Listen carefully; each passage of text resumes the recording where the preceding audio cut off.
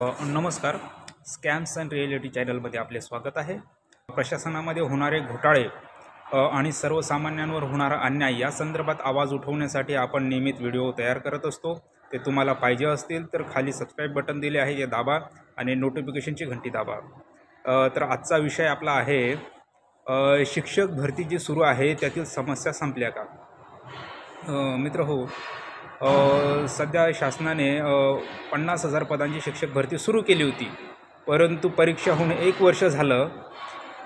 ते 1 वर्षामध्ये या जागा कमी होत आता 22,000पर्यंत आलेल्या आहेत. त्यात 16,000 जागा स्थानिक स्वराज्य संस्था आणि विनामुलाखतीच्या संस्थांच्या येणार आहेत, तर उर्वरित या संस्थांच्या येणार आहेत.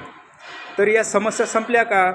मागील 1 वर्षापासून आपण बघत होतो की संच मान्यता झाल्या, आंतरजिल्हा बदल्या झाल्या, त्यानंतर माध्यमांचा वाद झाला, त्यानंतर प्रवर्गांचा वाद झाला. बिंदू नामावली घोटाळ्यामुळे तर भटक्या जमाती आणि विशेष मागास प्रवर्ग यांना तर जागाच नाही. आज ज्या 22,000 जी पदे निघाली आहेत त्याच्यामध्ये सुद्धा या 5 प्रवर्गांना जागाच नाहीत.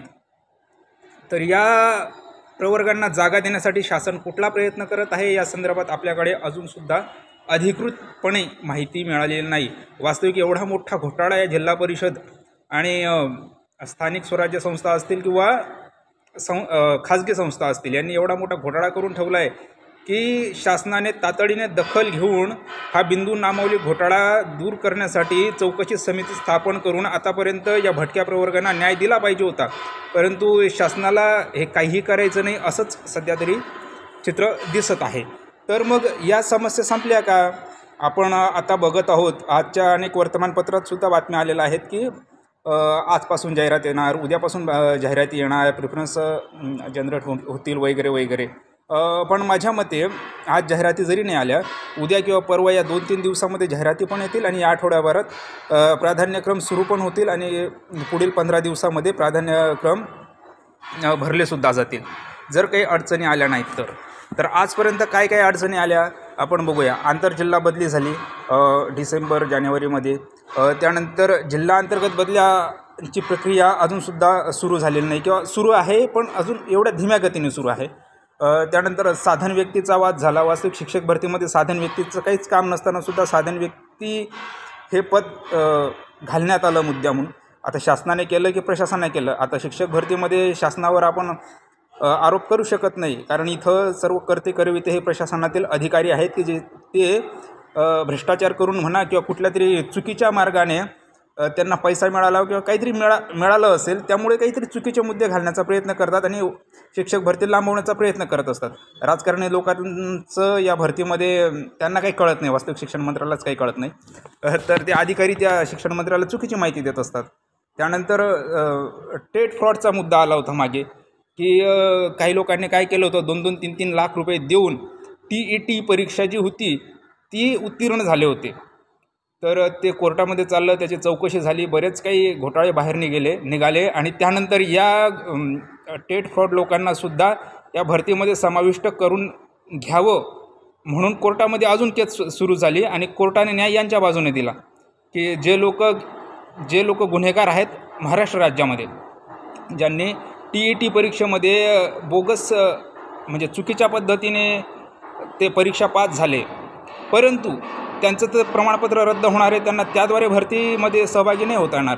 पण केंद्राची जी CTET परीक्षा आहे तर त्याद्वारे त्यांना समाविष्ट होता येईल असं कोर्टाने निर्णय दिला होता आणि तो पण वाद बरेच दिवस चालला. पण तुमचं मत तुम्ही मांडू शकता की या लोकांना संधी दिली पाहिजे होती की नाही दिली पाहिजे होती. म्हणजे एका राज्यामध्ये जरी घोटाळा केला असला, चुकीच्या पद्धतीने आले असले, तरी केंद्राची परीक्षा पास झाली म्हणून त्यांना संधी दिलेली आहे. तर आता या शिक्षक भरती पुढील समस्या काय काय आहेत तर अजून जिल्हा अंतर्गत बदल्या बाकी आहेत, त्यानंतर प्रवर्गांचा मुद्दा बाकी आहे, माध्यमाचा मुद्दा बाकी आहे. या संदर्भात शासन अजूनही सकारात्मक दिसत नाही. अंतर्गत गोष्टी त्या वेगळ्याच प्रकारे करत असतात, बाहेर वेगळ्याच सांगत असतात आणि अंतर्गत गोष्टी काही बाहेरसुद्धा पडत असतात असं नसतं. वास्तविक काही सूत्र असतात, सूत्रांच्या नावाने चुकीची माहिती मिळत असते, पण काही गोष्टी अशा असतात ज्या खऱ्या असतात. त्या सूत्रांना म्हणजे ते जे कार्यालयीन सूत्र असतात त्यांनासुद्धा माहीत नसतात, कारण ते चुकीचं त्यांना करायचं असतं प्रशासनामध्ये, म्हणून ते चुकीच्याच गोष्टी घडून आणण्याचा प्रयत्न असतात, भरती लांबवण्याचा प्रयत्न यांचा होत असतो. कारण 2017पासून आपण बघत आहोत शिक्षक भरती अजूनसुद्धा पूर्ण झालेली नाही आहे, ती कुठेतरी अडकून ठेवलेली आहे.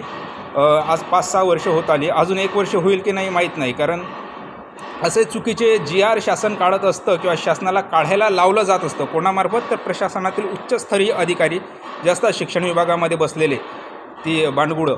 तर या अधिकाऱ्यांनी असे चुकीचे GR काढलेले आहेत की कुणीही उठतं आणि कोर्टामध्ये जातं आणि त्याच्यावर स्टे मिळवतं त्या GRवर. म्हणजे एवढे तकलादू आणि एवढे नियमबाह्य GR असतात की सर्वसामान्य माणूससुद्धा कोर्टात जाऊन ते GRवर स्टे आणू शकतो किंवा ते GR रद्द करायला लावू शकतो. वास्तविक हे GR शासनाने विचारपूर्वक काढले गेले पाहिजे होते, पण ते तसं करत नाही. कारण त्यांचं अंतर्गत काय चालतं आपल्याला सर्वसामान्य लोकांना ते कळत नाही. मग ही भरती या जाहिराती समजा आल्या आता, तर या भरतीच्या जाहिराती आल्यानंतरसुद्धा त्याच्यामध्ये बरेच प्रॉब्लेम्स आहेत.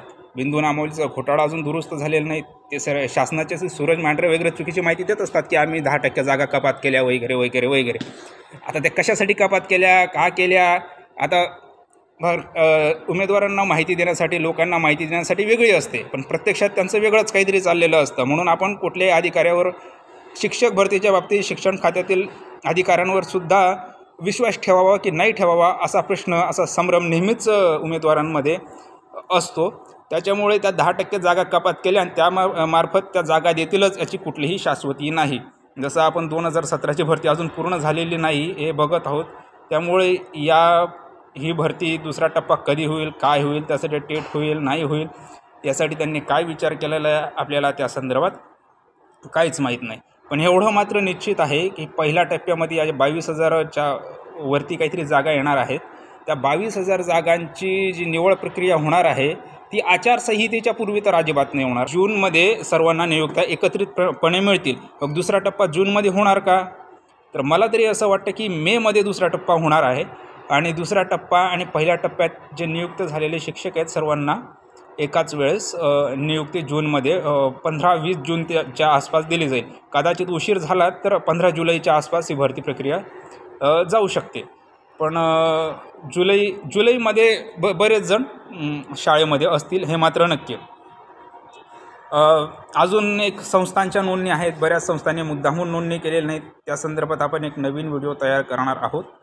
तर मित्रो, असे व्हिडिओ तुम्हाला जर नियमित पाहिजे असतील ना तर सबस्क्राईब बटन आणि घंटीचं बटन नक्कीच दाबा. कारण यामुळे काय होतं की आम्हाला व्हिडिओ तयार करण्यासाठी आम्हाला प्रोत्साहन मिळतं आणि प्रोत्साहन जेवढं मिळतं, आपले चॅनल एवढे लोक बघत आहेत त्या लोकांसाठी तरी आपण व्हिडिओ तयार केला पाहिजे हे आपल्या मनात असतं. त्यामुळे मी व्हिडिओ तयार करत असतो. तर नक्कीच लाईक करा, कमेंट करा, तुमच्या मित्रांनासुद्धा सबस्क्राईब करायला लावा. तुमचे जर या भरतीबाबत काही प्रश्न असतील तर तुम्ही कमेंटमध्ये विचारू शकता. कारण बरेच लोक चुकीची माहिती देतात की आता जाहिराती आल्या नंतर प्राधान्य येतील. आता ही तर प्रक्रिया आहे, याबद्दल काही कोणाचा वाद नाही. हे कधी होईल, काय होईल, प्रशासनाच्या मनामध्ये नक्कीच आहे, पण ते उघड करत नाही. कारण आंदोलने होतात, कोणीतरी वेगळ्याच मागण्या घेऊन जातं त्या आयुक्त कार्यालयात, म्हणून ते सांगत नाहीत. पण माझ्या मते जुलैमध्ये तर नक्कीच नियुक्ती मिळणार आहे. अजून 5 ते 6 महिने आहेत. पण त्यातही बिंदू नामावलीचा जर घोळ मिटला नाही तर काही उमेदवार ज्या जिल्ह्यांमध्ये या 5 प्रवर्गांना, विमुक्त जाती अ, भटक्या जमाती ब, क, ड आणि विशेष मागास प्रवर्ग, त्याचबरोबर रयतसारख्या संस्थेमध्ये आदिवासींनासुद्धा जागा नाही आहेत. शिवाजी संस्था असेल किंवा बऱ्याच काही संस्था असतील त्यामध्ये अनेक प्रवर्गांना जागा नाही आहेत. तर ते सुद्धा उमेदवार कोर्टाच्या जाण्याच्या तयारीत असतील असं मला वाटतं. कदाचित ते जाऊही शकतील आणि त्यामुळे जर विलंब झाला तर ही भरती कदाचित श्रावण वगैरे त्या काळामध्ये होईल. म्हणून सर्वांना विनंती आहे की प्रशासनाला जाऊन तिथं चुकीच्या मागण्या करू नका. जोपर्यंत सर्वांना न्यायाने जागा येत नाहीत तोपर्यंत भरती कधीही पुढे रेटण्याचा प्रयत्न केला तर कोर्टात ती अडकणारच आहे. म्हणून सर्वांना घेऊन सोबत चला तरच भरती लवकर होईल.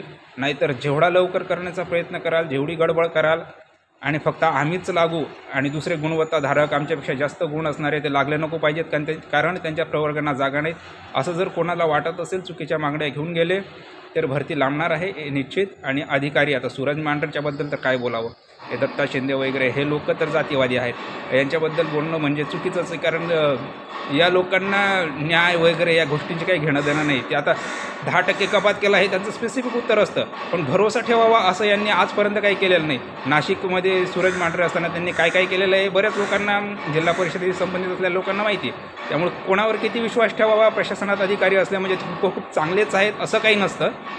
बऱ्याच गोष्टी असतात आतमध्ये, त्या आपण सार्वजनिकपणे बोलू शकत नाहीत. त्यामुळे बघूया आपण भरतीमध्ये किती अडचणी येतात, काय येतात, कोर्टामध्ये किती.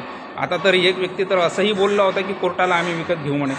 आता तो कोण होता, काय होता, आपण येणाऱ्या व्हिडिओमध्ये आपण सांगतच राहू, सर्व काही सविस्तर माहिती देत राहू. पण जोपर्यंत आपल्याकडे ऑथेंटिकेट काही माहिती येत नाही तोपर्यंत आपण त्या व्यक्तीचंही नाव घेणार नाहीत. कारण तो मोठा माणूस आहे खूप, आणि आपण सर्वसामान्य लोक असल्यामुळे एवढ्या मोठ्या लोकांना आपण टक्कर देऊ शकत नाही. म्हणून जोपर्यंत ऑथेंटिकेट माहिती येत नाही, पण हे बोललेलं आहे मात्र नक्की, याबद्दल काही वाद नाही. त्यामुळे संस्था चालकांचा विषय खूप वेगळ्या स्तरावरचा असतो. अधिकारी आणि संस्था चालकांचं एक नातं असतं, हे आजपर्यंत आपण बघत आलेलो आहोत. कोणाला किती संधी द्यावी, कोणाला किती देऊ नये, हे सर्व यांचं संगनमताने ठरलेलं असतं. पण या भरतीतील सूरज मांढरे किती न्याय देतात, मागे जे केलं त्यांनी ते जाऊ द्या, पण याच्यापुढे भटक्या प्रवर्गांना ते किती जागा आणतात. सर्व 5 प्रवर्गांना मिळून 5,000च्या जागा किंवा 4,500 जागा पाहिजेत, पण हे एवढ्या जागा नक्कीच देतात का, हे पुढील येणारा काळच ठरवेल. पण असं नको व्हायला की घोटाळे ज्या घोटाळे करून, बिंदू नामावली घोटाळा करून ज्या प्रवर्गांवर अन्याय झालेला आहे त्यांना नंतर नियुक्त्या द्याव्यात, आणि ज्यांनी घोटाळा केलेला आहे किंवा ज्यांना आता जागा आलेल्या आहेत त्यांना प्रथम नियुक्ती देऊन सेवा ज्येष्ठतेमध्ये आधी घ्यावं. हा निर्णय सर्वस्वी शासनाचा आणि प्रशासनाचा आहे. असं जर झालं तर कुठलेही समाज असतात ते शांत राहत नाहीत मित्रांनो. म्हणून प्रशासनाने फक्त आपल्या स्वतःच्या जातीचं बघू नये, अधिकारी झाले म्हणजे त्यांच्या जातीपुरचं बघू नये, एवढीच त्यांना विनंती आहे बस.